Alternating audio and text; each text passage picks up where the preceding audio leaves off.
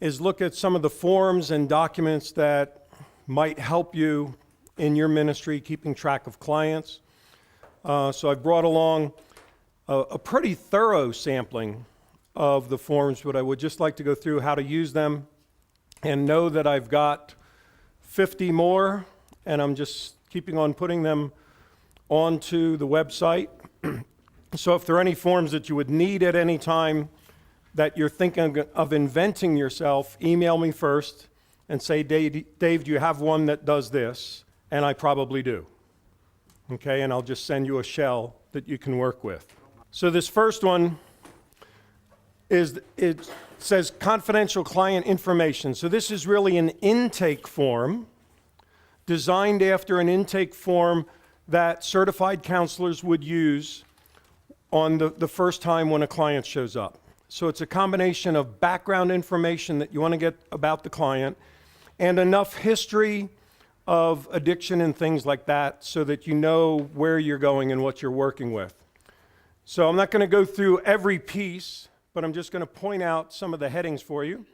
So first, it's personal information, and you just have the client fill this out just like anybody when you go to a new dentist or a new doctor and you have to sit for 15 minutes.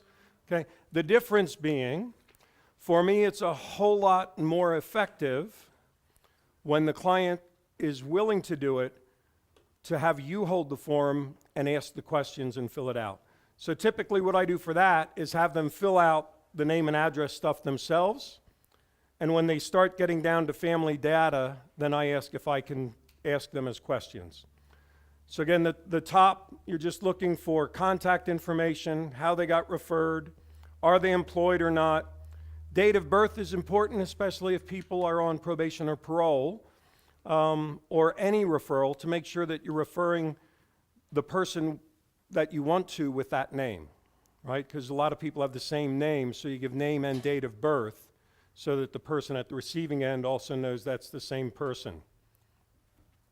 And family data is really where the questions begin that start to get into trying to figure out where this addiction issue may have started. So right up front, were you raised by someone other than your birth parents? Okay?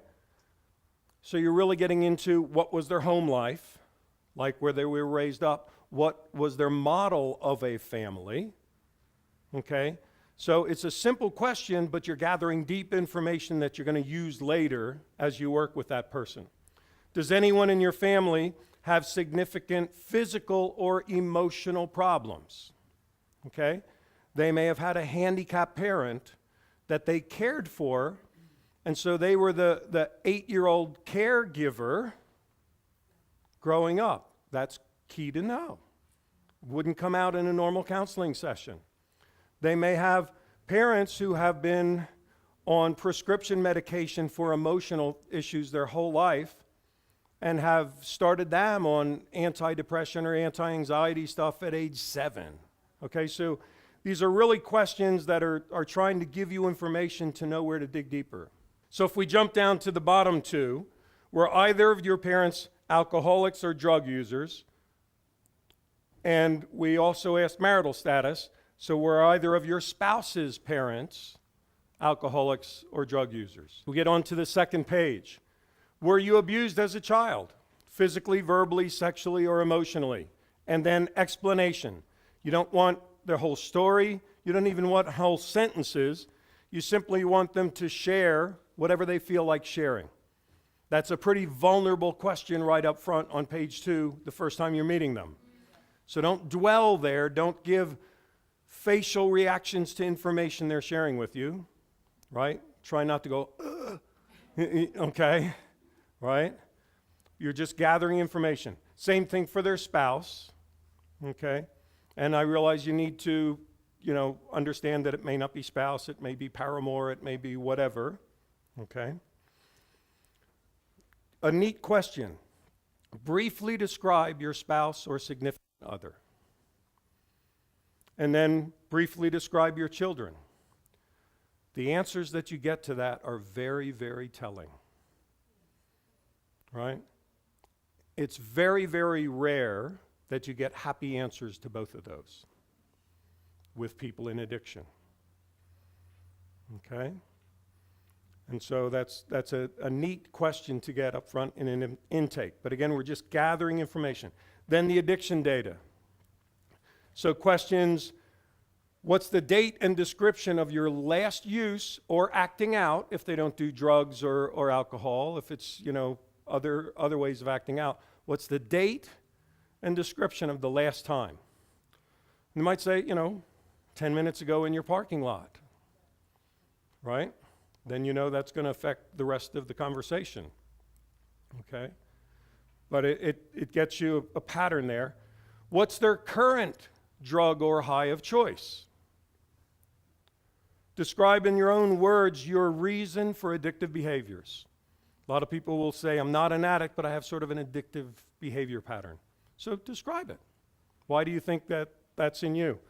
What's your history of description? And we're really looking for what's the age of their first use ever. I had my first drink at age 6.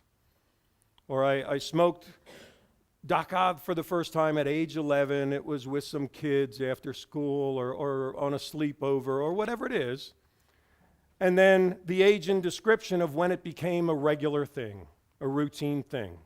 So you're really looking at pattern of use here, okay? And then outline the escalation.